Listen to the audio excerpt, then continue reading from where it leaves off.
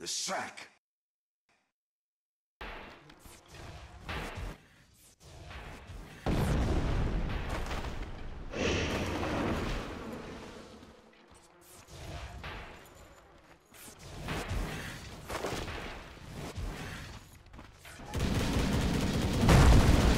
Dark light. Look at it. First blood. Body. First blood, and you had better get used to it. Push the issue. It's only 1 point up an edict, that's why they don't want to use the fortification just yet, but with the Undying Tombstone down, they need more help here. Minut's gonna pop, Hanska stays alive, he doesn't have Soul Rip leveled up, but it doesn't matter with the Tombstone, now he actually gets it, and well, he can kill off Necroman or to heal himself up. Either way, Hanskin picked up a double kill, and Come With Me's on the run. No one from Burden United has come to help out this top lane, so Come With Me is all alone. He at least dodges the split earth. They could have waited for the paralyzing cast, but he's gonna die to the lightning of Era, so a 3-man wipe for NIP for no cost. Yeah, pretty easy. And let the Axe do his thing, because the Axe is still fine. He's got a Vanguard dump. He may not be fine now. Yeah, with that clap into the split, they're probably going to end up losing him. At the same time, Minut's going to die on this top lane. Shallow Grave's going to slow it down, so we can watch Unison farm. He got the Gyrocopter. The stun will come in, and Sealk is going to keep him alive, letting up that Voodoo Restoration, and actually buying him the time. They haven't cancelled the salve. Of course, Soshka can't get close enough to it. He'll go for the clap, but now it's actually Undying into the ultimate form, and they'll chase after him. The call will bring him back. There is the Culling Blade of Varble, and well, there it is. Axe gets a double dunk to start off, and they may not be done yet because Limp is chasing after Come With Me. If he gets one more attack with a long range, there it is. He actually picks up the retreating Earthshaker, and NIP just getting so much advantage in now all lanes. Yeah, I love that. A small little play there. Hanskin, who had a Mango. Mango's great for Undying, by the way, because he's such a mana-intensive hero in team fights. He actually fed the Mango over to the Axe, and that's why he was able to get the both the Berserker's Call and the Culling Blade. He didn't have mana otherwise, so that was what gave that extra little help to get the kill onto Sochka.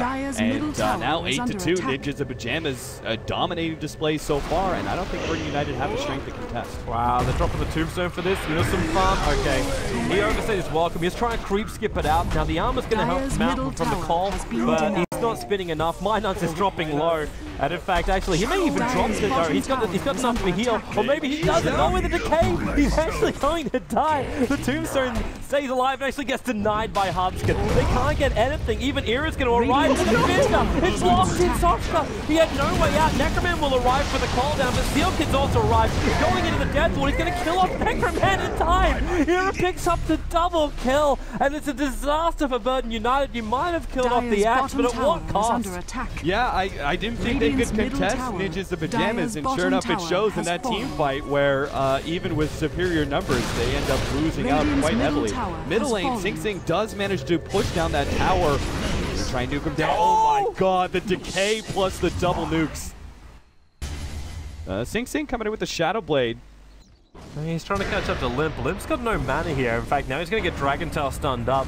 And where's the support really arrive from? In fact, Limp now going to go back up to the lane. Gets clapped up by Sochka. They commit the split. And well, Era stuns over on SingSing. Limp, he does get stunned up himself, and the Fissure will finally fly in from Come With Me, putting him down. Sealky couldn't get there in time to give the Voodoo Restoration up. Yeah, look how many hits it took for them to kill that SF though, between the mech and the S&Y. He basically took like, I don't know, 8 different shots from the Dragonite, plus 2 Breathe Fires, a Fissure, and a significant amount of damage from the Brewmaster as well. So BU going to try and force the issue even further. Undying, getting hit up pretty heavily. He's going to get, oh, there's the Echo Slam. With the Gyrocopter call down the hat, enough. A Unison farm. He's actually jumped in the back there, trying to keep Minut's control, so he cannot get the Shallow Grave up on SingSing, which means they do find this kill. Sealky taking some fair damage from Come With Me, but then Limp buys back into the fight. They're going to use their money to win this one. And Burden United, they will be able to TP out their remaining heroes, so it's only 2 lost. They can't get there in time to get the stun off. Radiant's bottom tower well, is he under really attack. doesn't care about this tower. His regeneration is still 15 a second. Yeah, he's willing to burn the Aegis here right in front of the enemy. Yep. Still, like the only thing that's really cost BU is to use that cooldown, but then again, here comes the big boys with the BKBs up and running. Necroman's at least got his, but he's realizing that won't protect him from the physical damage of Limp, who now winds up the ulti, but who is it really for that? And Undying Tombstone's keeping a lot of control, and the Axe a perfect jump in. He wants the current plate. He's been stunned up, however, and he'll go through that shallow grave. So there goes your Gyrocopter. It's a double kill, and BU are being ravaged in their base. GG is the call. So game number 1 goes the way of Ninjas-In-Pyjamas. Yeah, pretty straightforward victory, I would say, for Ninjas-In-Pyjamas. They basically just outdrafted their opponent. The draft itself was not bad for Burn United. The problem is their lanes were just so insufferable, right? They basically lost every single one of their lanes, and that makes it pretty easy for Ninjas-In-Pyjamas to take an advantage and roll with it.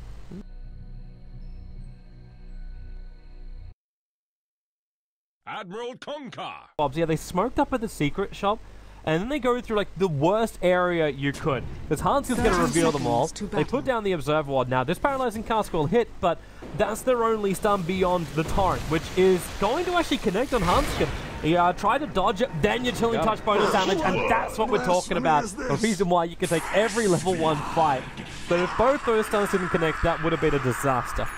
Yeah, you gotta give Burn United some credit there. Sure, they went up probably like the hardest smoke gank they possibly could, which is the 2 staircases down on, you know, eventually the Viper... I'm sorry, I missed the last 2 kills, but I'm not gonna miss this one.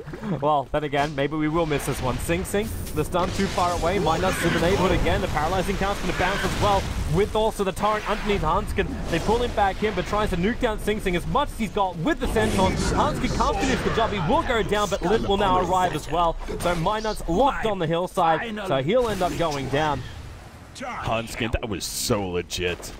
Like that pressure onto the lane, so they fall a little bit more into smoke pops. Burn United backing away from this bottom engagement. There's the Sentry Wars down with the Slave. Minus looking too healthy, also with the Wrath of Nature. So 1-for-1 trade-off on the supports, but you know Limp's in trouble when Kunka throwing in the ship pulls him back into the Torrent. It's a double kill for Soshka, putting more money into him. Unison Farm's going to get spotted out at the last moment, but he TP's away to safety.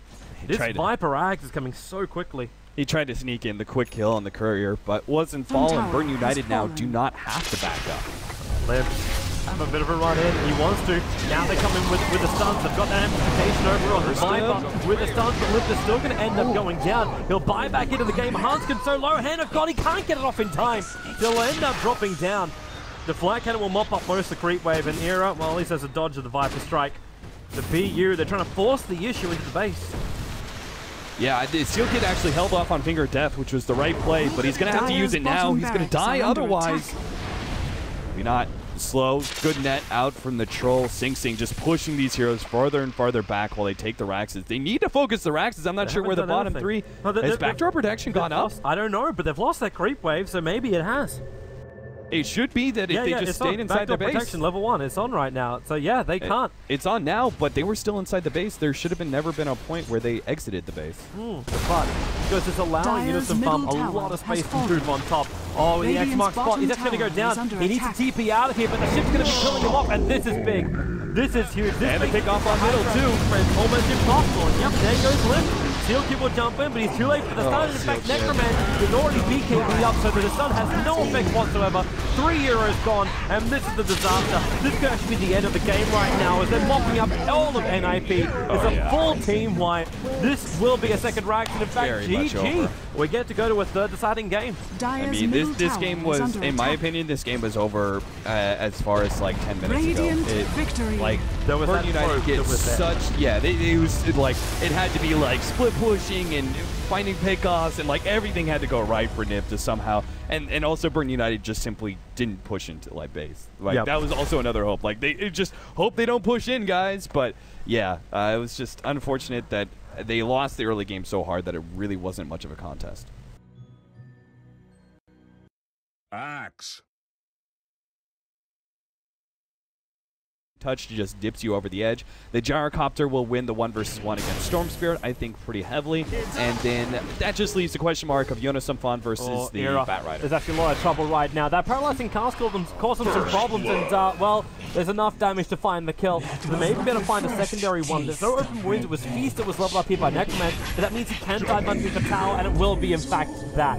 Burden United with a double kill. They're TPing in the Viper, but he's arrived too late to get any kind of slow.